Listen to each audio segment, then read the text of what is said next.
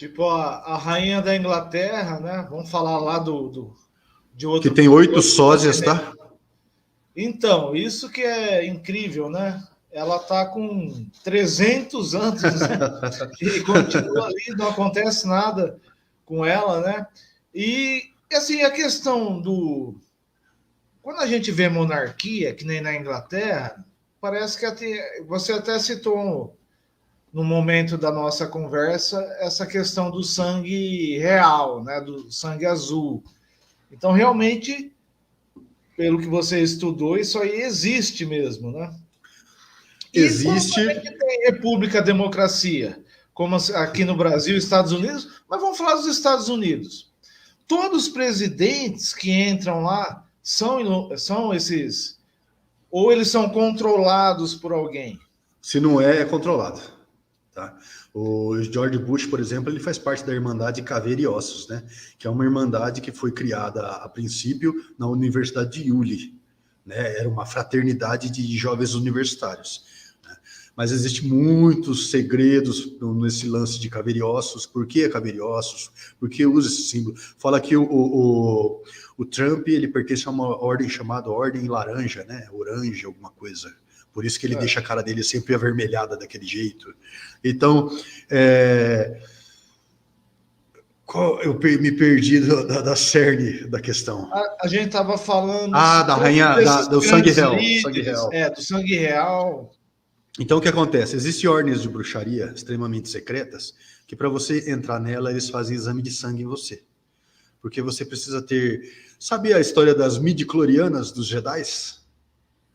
Midi-chlorians, o Cavaleiro Jedi tem midi-chlorianas a mais no sangue, ele não é um humano comum, é mais ou menos igual à história dos Jedis, tá?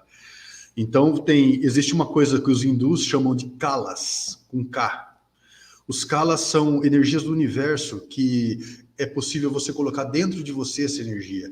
E conforme você vai colocando esse tipo de energia dentro de você, você vai ativando glândulas que são dormentes em todas as pessoas e, consequentemente, vai desenvolvendo os ditos poderes. Então, o iniciado tem 38 calas, o não iniciado tem 16, tem uma numeração lá, entende? Então, quem fala que quem não tem a descendência real não consegue ser avatarizado. Logo, não é interessante para ser governante de nada, a não ser que for um pau mandado, uma marionete do sistema. A família real, ela tinha, antigamente, provavelmente ainda tem, mas mentem que não, deles copularem só entre si, para que não fosse pervertido o sangue. Mas, em suma, para você ser um governante, você vai ser o príncipe da Inglaterra. Você passaria por um monte de rituais preparatórios secretíssimos que preparariam você como ser humano energeticamente, intelectualmente, fisicamente, psicologicamente, para ser avatarizado por quem verdadeiramente vai governar o mundo no corpo daquele príncipe, entende? Nunca é um humano que vai governar. Por isso são famílias reais, sangue real, sangreal. A taça da história de Jesus, que é dito lá pelo cara que fez os livros da... Como é o nome? Que fez uma fama do caramba. Brasileiro? Não, mundial, que fala do sangue real, do que tem até o Tom Hanks, né, que faz um desses filmes, uma dessas vertentes dele. Depois que o nome me vier também, eu comento.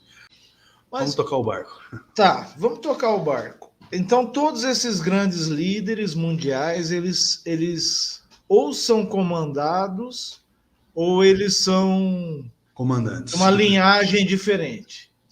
E como é que o Hitler chegou lá? Já que o Hitler era um maluco, né? Como é que ele chegou lá? Às vezes acontece de alguém fora do sistema, vamos dizer assim, chegar lá, e aí deu merda, né? É evidente que deu merda e das grandes. Proposital. Como é que um cara daquele chega lá, Alberic? Assim, qual que é a sua visão que conduziu? A gente sabe que tem aquele negócio do final da Primeira Guerra, o Tratado de Versalhes, que deixou a Alemanha numa situação muito desconfortável financeiramente, humilhada, e aí criou espaço para surgir um louco igual o Hitler, e o Hitler chegou ao poder. Mas Tem alguma outra coisa assim que a gente pode acrescentar a essa história? Ou foi um acidente de percurso, o Hitler ter chegado? É o que eu estava dizendo. O Himmler, na verdade, ele era um ocultista ferrenho, sabe? Ele guiou a mente de Hitler, ele guiou a SS, ele fez a SS nazista, ela era como uma ordem secreta, uma ordem oculta, tá? Se você pesquisar sobre o castelo de Wewelsburg, você vai ver no castelo do chão do castelo de Wewelsburg o símbolo do Sol Negro. O Sol Negro ele é utilizado na mitologia nórdica.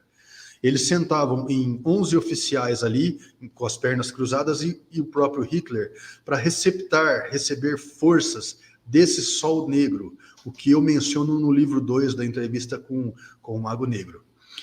Esse livro 2 conta o que é esse Sol Negro espiritualmente, ele fala até, inclusive, sobre as bestas 666, ele fala temas fenomenais. Então, as energias que estavam guiando eles, tá? As energias que eles tinham acesso, inclusive hipnótico. Esse Bergier, eu acredito que ele fala de Hitler. Eu não sei se ele fala que ele conheceu Hitler pessoalmente. Ele fala assim, ele era um bostinha, um cara pequeno, um cara que sentado ali no canto, você não dava a mínima para ele.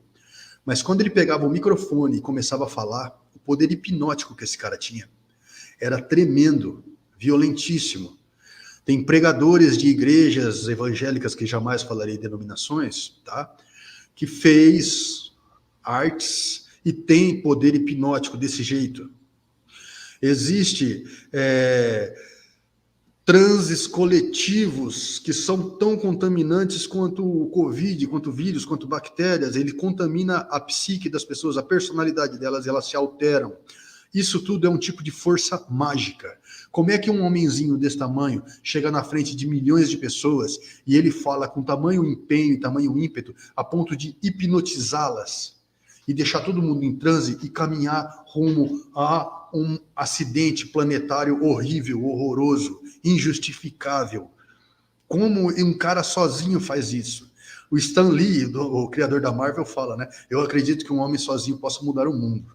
Um homem sozinho pode fazer toda a diferença. Mas sozinho para começar, né? Porque depois, se você pesquisar, existe o Monge das Luvas Verdes. O Monge das Luvas Verdes dizem ser um monge, um mago negro tibetano, que aparecia para Hitler. E ele gritava gritos horríveis, entrava em pânico, trancado no quarto. E ele começou a passar as diretrizes para o Hitler, para ele começar a fazer todo esse acidente horrível que teve no mundo. Então existem forças gigantescas interessadas em derramamento de sangue coletivo e monstruoso, em guerras, em sofrimento, em tristeza. Essas forças se alimentam disso. E, sinceramente te falando, não existe moralismo, comoção coletiva, criminalizações, nem nada que possa parar esse tipo de força quando elas resolvem agir. A coisa é monstruosa e tem um poder absurdo.